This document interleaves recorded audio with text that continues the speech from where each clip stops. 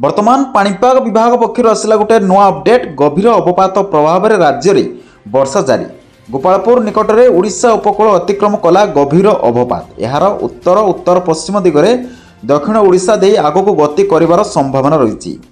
आज धीरे धीरे दुर्बल हुई यह अवपात परिणत हो। यार प्रभाव में सारा राज्य में वर्षा लगी रही। तेज आसतु कौन रही पूरा अपडेट उपर नजर पकाइबा।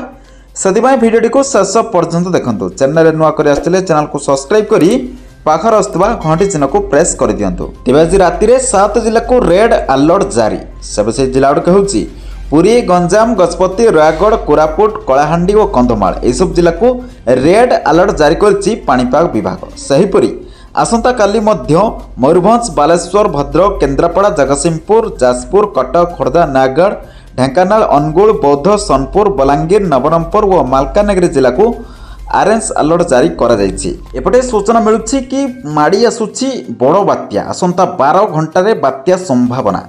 अरब सागर में आगामी 12 घंटारे बात्या बड़ बात्यार संभावना रही। चलित बात्या ऋतु में यह प्रथम बात्या।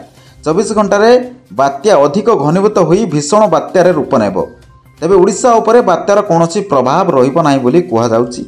तेबे उत्तर पूर्व अरब सागर उपरे एक बात्या घनीभूत होउछि। आसंता 24 घंटे यह भीषण बात्यार रूप नेब।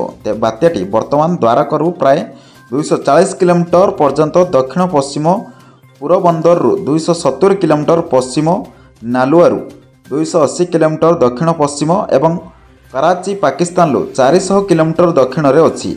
आसंता 12 घंटे यह बड़ धरणर बात्यार परिणत होई समुद्र मध्य बड़ गुटाइब। 24 घंटे भीषण बात्या रूप नहीं पश्चिम पश्चिम दक्षिण पश्चिम दिगरे गति करिब एवं यह ओमान और यामान आड़क मुहाइब बोली खबर मिलुछि।